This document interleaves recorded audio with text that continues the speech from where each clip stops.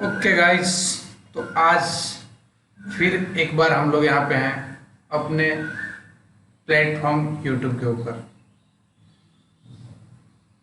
छोटी छोटी बातें मैं करने वाला हूँ यहाँ पे आप लोगों से, जो मैं सीख रहा था। अपना 1-2 घंटा लगा के मैंने सीखा कि आप भी जानते हो कि मैंने अभी डिजिटल मार्केटिंग को लर्न करना शुरू किया है। मैं बहुत बड़ा डिजिटल मार्केटर नहीं हूँ और ना ही मैंने लाखों और करोड़ों बनाए हैं, लेकिन मैं वो चीज़ों को फाइंड आउट करके कनेक्ट करने की कोशिश कर रहा हूँ कि कौन सी चीज़ें कहाँ से उठाई जाए और कहाँ लगाई जाए और कैसे वो काम कर जाए, कैसे मैं अपनी जर्नी को थोड़ा सफल बना पाऊँ, ताकि एक दिन मैं आपके सामने बैठूँ और शेयर करूँ सारी चीज़ें। कभी मुझे भी टेड पे आने का मौका मिले, टॉक्स इस तरह की जो होते हैं ऑनलाइन उस पे आने का मौका मिले। ये सारी चीज़ों के बारे में मैं सोच रहा था, तो कुछ चीज़ें मैंने जॉटेड डाउन किया है, जहाँ से उठाया। ऐसा नहीं कि मैंने इसको इन्वेंट किया है, बस ये सिंपल सा कॉन्सेप्ट है जो ऑलरेडी एग्जिस्टेड है यूट्यूब पे। इसके ऊपर मल्टीपल्स वीडियोज़ हैं और मैंने बस उनको कॉपी पेस्ट किया, बट कॉपी पेस्ट नहीं किया है, उसको जाके लर्न किया है। और आने वाले दिनों में मेरे ये जो लर्निंग है ये आपको मेरे कार्यों में दिखेगी। तो चलिए बात करते हैं आज का जो टॉपिक है मेनली, कि एक यूट्यूब पे जो नया यूट्यूबर आता है उसकी जर्नी कैसे स्टार्ट होनी चाहिए और किस डायरेक्शन में बढ़नी चाहिए, कैसा वो काम करना स्टार्ट करे, क्या क्या वो चीज़ें करे जिससे उसकी ऑडियंस बिल्डिंग फास्ट हो जाए, वो तेज़ी से आगे बढ़े और ग्रोथ को अचीव करे। तो बात करते हैं इसके ऊपर कुछ चीज़ों की। तो कुछ चीज़ें तो आपको पता होंगी, अगर आप एक यूट्यूबर हैं या फिर यूट्यूब पे अपना स्टार्ट करने की सोच रहे हैं तो कुछ चीज़ें तो आप जानते ही होंगे, बट फिर भी चलो मैं अब शुरू करता हूँ। फर्स्ट एक सेगमेंट है लिसन द ऑडियंस। आप बोलोगे यार मैं कैसे सुनूँ, लिसन द ऑडियंस कैसे करूँ, मेरा तो अभी चैनल स्टार्ट हुआ, उसमें कोई ऑडियंस है नहीं, मान गया मैं। लेकिन कुछ छोटी छोटी चीज़ें मैं आपको बताऊंगा और आपको बिलीव हो जाएगा कि आप ऑडियंस को लिसन कर सकते हैं। आपको पता चल सकता है कि ऑडियंस के क्या चाहती है आपके उस पर्टिकुलर नीच के लिए। और इसके लिए सबसे पहले नीच का सिलेक्शन इंपॉर्टेंट है। आप सिलेक्ट कर सकते हो, मल्टीपल चीज़ है, फैशन की नीच को सिलेक्ट कर सकते हो, हेल्थ की नीच को, फिटनेस की नीच को। अगर आगे बात करते हैं फिटनेस तो छोड़ो, चलो आप सॉफ्टवेयर के फील्ड में हो या फिर आप फेसबुक ऐड एडवर्टाइजिंग में स्पेशलिस्ट हो, तो अपनी अपनी नीच को पकड़ सकते हैं। उस नीच को पकड़िए और उस नीच के ऊपर जाकर के ऑडियंस को सुनिए। अब बोलिएगा कि ऑडियंस कहाँ से, तो आपको बस एक लिस्ट बनानी है 20-25 लोगों की जो आपके उस पर्टिकुलर फील्ड में बेस्ट है।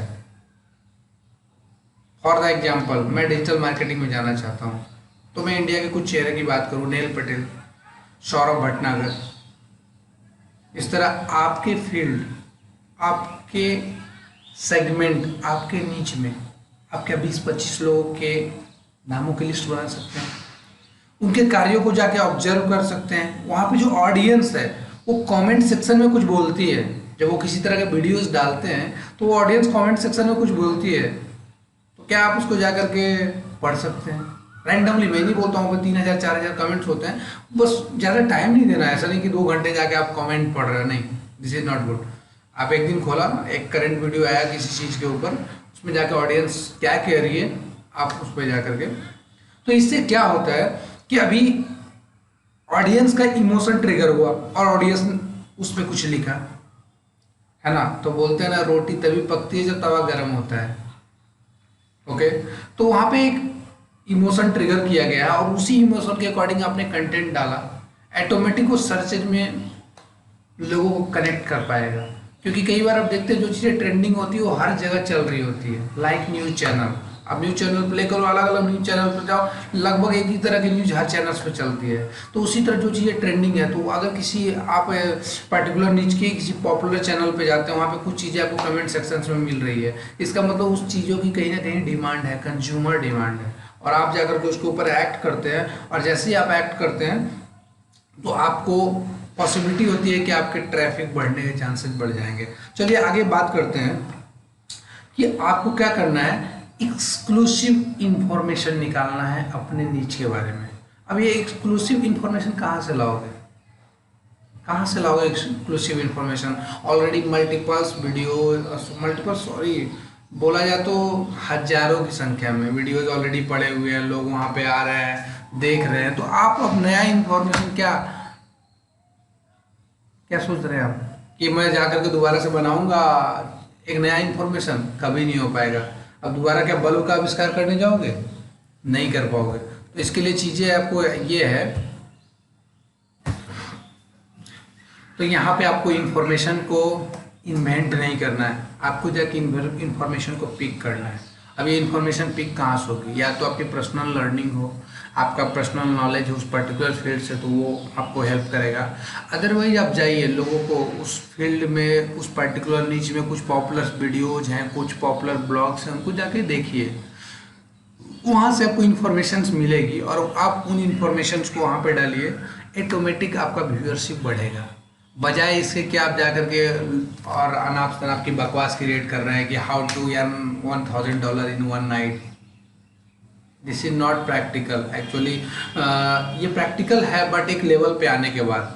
आज एक बिगिनर है और मैं इस तरह का वीडियोस जाके देख रहा हूँ कि भाई $1000 मुझे एक रात में बनाना, तो ये पॉसिबल नहीं हो पाएगा मेरे लिए पर्टिकुलरली। ठीक है, तो इस तरह की चीज़ें जो आपको प्रैक्टिकल लगे, जिस पे आपको बिलीव हो, वो ऐसी चीज़ों को जा करके वहाँ पे जॉट इट डाउन करिए, उसको एक जगह कलेक्ट करिए और उसको एक फॉर्मेट बना करके आप डिलीवर कर सकते हैं। चलिए ठीक है, उसके बाद कहता है provide your customer what they need. अब आपको, सॉरी यहाँ पे कस्टमर आ गया क्योंकि मैं एक मार्केटिंग की बुक पढ़ रहा था और उसमें कस्टमर टर्म यूज किया गया था। मैं यहाँ पे आपको व्यूअर और आपकी जो ट्रैफिक है उसके बारे में बात कर रहा हूँ। तो आपको करना क्या है कि एक डिज़ाइन बनाना है कि भाई मेरा ये जो चैनल है ये किस चीज़ के ऊपर है, किस चीज़ पे बेस्ड है, कौन सा पर्टिकुलर सेगमेंट में लेके चल रहा हूँ, उसमें उस ट्रैफिक की डिमांड क्या है, क्या वो चाहती है ट्रैफिक की मैं उनको दूँ, जिससे उनका लाइफ 1% बेहतर हो जाए। अगर आप 1% भी उनके लाइफ में चेंज लाने में सक्षम हुए ना, तो आपका चैनल कोई रोक नहीं सकता आपको पॉपुलर होने से। तो आपको ये करना होता है कि आपको उनकी नीड को समझना होता है। नीड के लिए फिर आगे ना आपको किसी न किसी बेस्ट चैनल को फॉलो करना पड़ेगा, वहाँ पे लोगों के कमेंट्स वगैरह समझना पड़ेगा और कुछ गूगल पे जाकर आपको सर्चेज बनाने पड़ेंगे। इसके अलावा बात करते हैं लाइफ में प्रॉफिट का एक बड़ा इंपॉर्टेंट रोल है। ठीक है, विदाउट प्रॉफिट आप सस्टेन नहीं कर पाओगे, तो कोई भी आपके चैनल पे आएगा क्यों? आखिरकार आप उसका कुछ ना कुछ तो प्रॉफिट करिएगा। तो यही वो टर्म है जिसकी मैंने बात की कि आपको वो चीज़ देना है जो वो चाहते हैं, ना कि वो जो आपको मन कर रहा हो और आप बना रहे हैं। आप देखिए जाकर के ऐसे ऐसे चैनल्स हैं जो कि इन्फॉर्मेशन नहीं देते, बस कॉमेडी देते हैं।